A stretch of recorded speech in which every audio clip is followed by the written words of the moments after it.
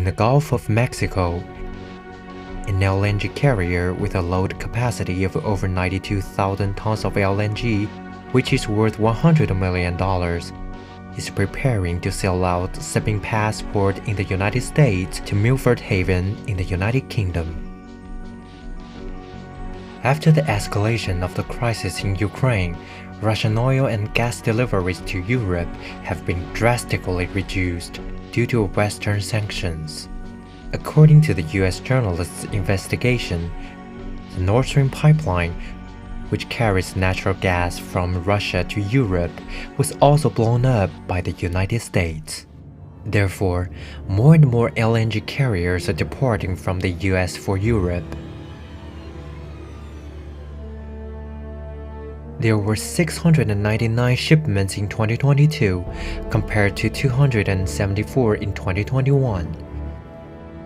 The total volume increased from 19.83 million tons in 2021 to 51.98 million tons in 2022, a rise of more than 162%.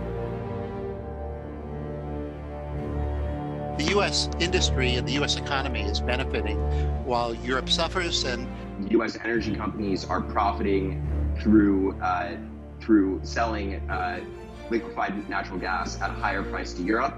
And then second, that the U.S. is benefiting through increased weapons sales to Europe. It's not a benevolent power that tries to introduce goodness into the world. It follows its own interests.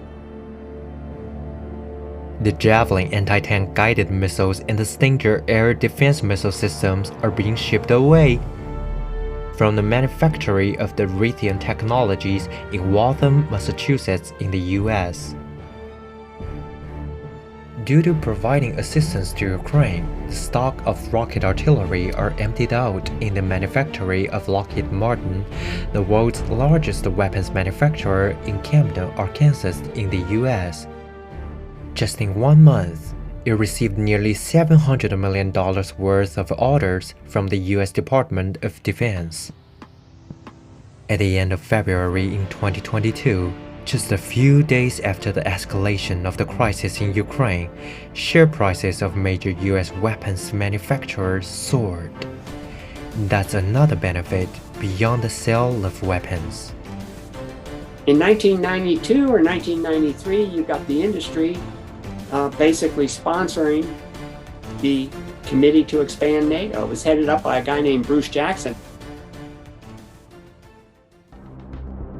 Similar situation happens in the field of grain. This is a large storage facility of Cargill Incorporated at the port of Deer Park, Texas. Grain produced by the United States is being shipped to the rest of the world from here.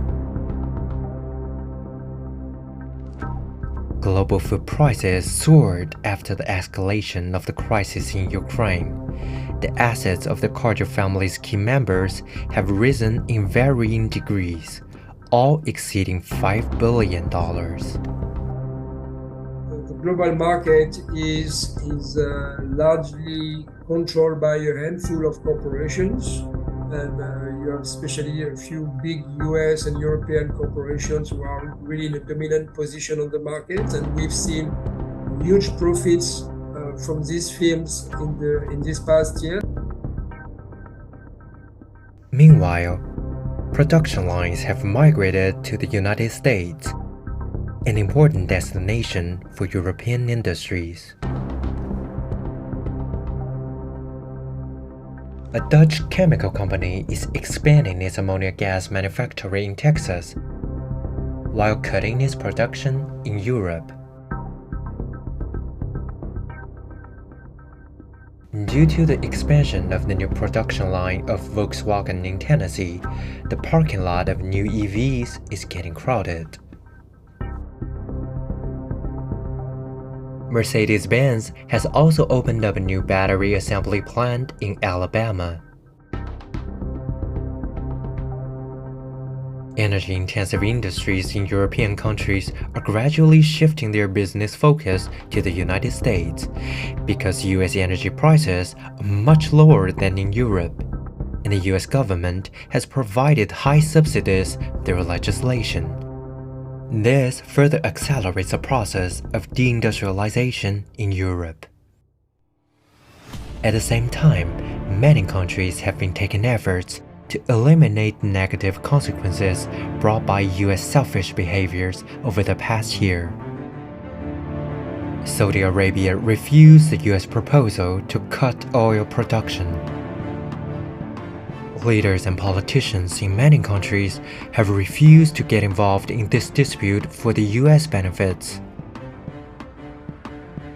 Europe is still hesitating whether to achieve strategic autonomy or to fight for US advantages within the framework of NATO under the domination of the US, and whether to have a truly secure Europe or to sacrifice itself for US interests in the name of maintaining security.